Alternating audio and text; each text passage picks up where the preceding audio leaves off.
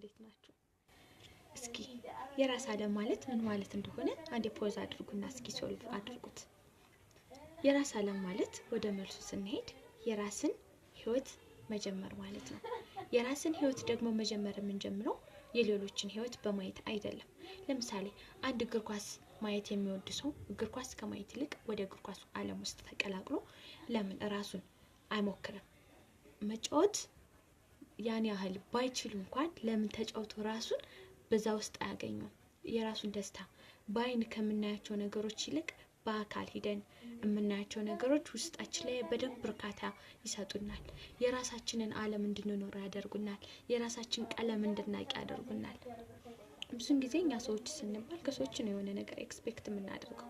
ያ ቆይ ሲሰራው እሱ ሲሰራው ያምራል፣ እሱ የሰራውን እንጠቀመዋለን እንላለን። ከምግብ ከትንሽዬ ነገር እንኳን ስንጀምር ማለት ነው። ለምን ራሳችን ቴክ አድርገን አንሰራ?